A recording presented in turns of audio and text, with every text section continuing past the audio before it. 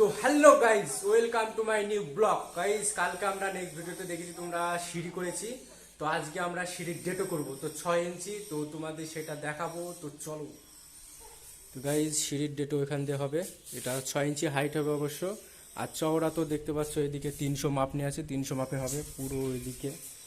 পুরো এটা 3 ধাপের সিঁড়ি, তো 3 ধাপে পুরো চারিকোল দিয়ে। আর চাতালে হবে এদিকে 6 ইঞ্চি দেবো, কিন্তু এটা চাতাল অনুযায়ী মাপ হবে। তো গাইজ, আমরা মালটা কাটতে যাব, তো তোমরা দেখতে থাকো।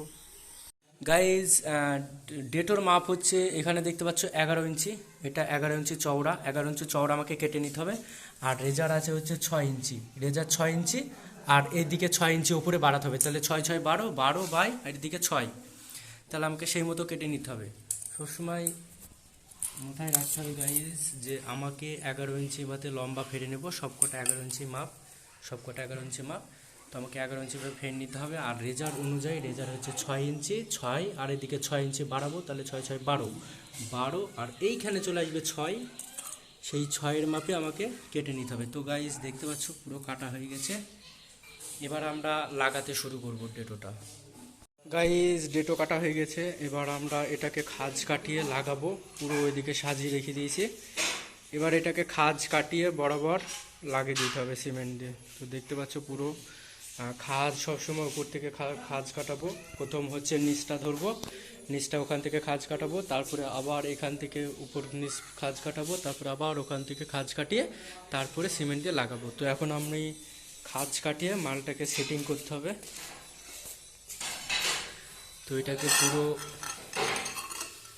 পুরো এইটাকে আমাকে পুরো রুল দিয়ে দাগ মেরে এটাকে পুরো খাঁজ কাটে এর ভেতরে ঢুকিয়ে দিতে হবে। পুরো পরপর পরপর পুরো এইভাবে খাঁজ কাটে ধরে দেখতে হবে। তো এখন আমি এটা সেটিং করব। তো দেখতে পাচ্ছ সব খাঁজ কাটানো হয়ে গেছে, পুরো সব খাঁজ কাটানো লাইন দিয়ে রেখে দিয়েছি। এই লাটাও পুরো খাঁজ কাটিয়ে লাইন দিয়ে রেখে দিয়েছি।